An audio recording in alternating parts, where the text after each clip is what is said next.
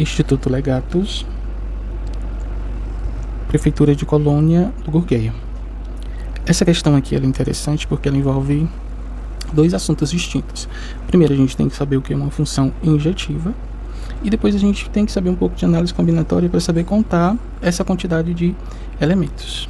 Então vamos lá. O que seria uma função injetiva? A função injetiva, ela diz que elementos distintos no meu domínio, eles implicam em elementos distintos no meu contradomínio, ou na minha imagem, certo? Então, se eu tenho elementos aqui no conjunto A, se eu tenho o elemento A e o elemento B, ele vai mandar flechas, ou seja, ele vai ter relação com o F de A, aqui na minha imagem, e o B ele vai ter relação com o F de B, onde o conjunto A ele representa o domínio, e o conjunto B, aqui no caso, ele vai representar o contradomínio da minha função. E essa restriçãozinha aqui, ó, esses elementos aqui que foram englobados, eles vão representar a minha imagem da função, tá? Então eu estou dizendo o seguinte, que cada elemento de A, ele vai ter um elemento representante aqui no conjunto B distinto, ok? Na questão ele diz ainda que A possui 3 elementos e que B possui 8 elementos, e que ele quer saber as funções de A em B. Então significa dizer que o meu domínio da função ele vai ter 3 elementos distintos, né? E a minha imagem,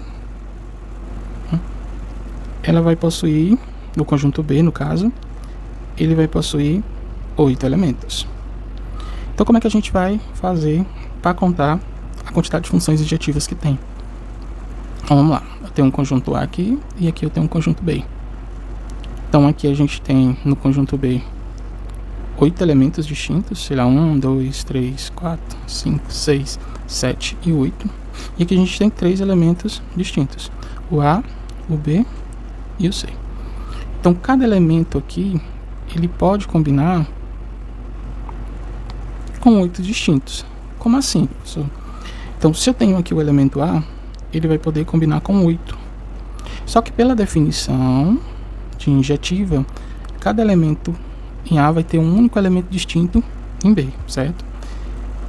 Então, quando eu for combinar aqui o meu B, ele só pode combinar com 7 elementos. Aliás, quando eu for combinar esse Bzinho menor aqui, ele só vai poder combinar com 7 elementos no conjunto B. Por quê? Porque um já foi escolhido pelo A. Então, aqui eu vou ter 7. E o elemento C, ele só vai ser possível fazer a combinação com 6 elementos, dado que já foi escolhido um aqui para A e um para B. Então, quando eu fizer o produto dessa multiplicação aqui, ela vai dar 336, que é a nossa resposta.